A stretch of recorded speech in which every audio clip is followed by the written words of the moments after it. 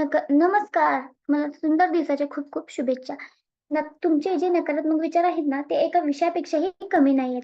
तुम्हाला एक स्टोरी सांगायची झाली तर एक स्टोरी सांगते ऐका. यूएसमध्ये यूएसमध्ये जेलमध्ये 2 कैदी होते. त्या कैद्यांना ऑलरेडी मृत्यूदंडाची शिक्षा डिक्लेअर केली होती. मग एका सायंटिस्टने काय केलं, प्रयोगासाठी प्रशासनाकडे मागणी केली. प्रशासनाकडे मागणी केल्यानंतर त्यांनी त्या कैद्यांना रोज स्टोरी सांगायला सुरुवात केली, की तुम्हाला कैद्यांना कोब्राचे विष देऊन मारणार आहे.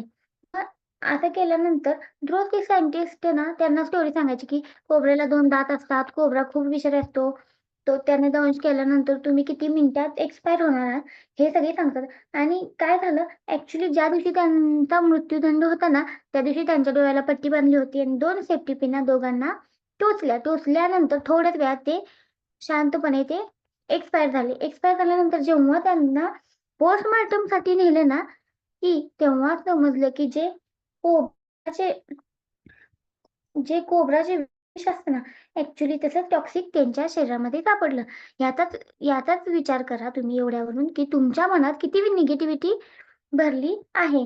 त्यामुळे जर तुम्हाला पॉझिटिव्ह राहायचीच असेल, आनंदी जीवनाचा पासवर्ड शोधायचाच असेल ना, तर तुम्हाला मेडिटेशन करणं खूप गरजेचं आहे आणि हेल्दी, हॅपी राहायचं असेल, नक्कीच तुम्ही व्हिडिओला लाईक करा, कमेंट करा आणि शेअरमध्ये तुम्ही हाय असा मेसेज करा. Thank you.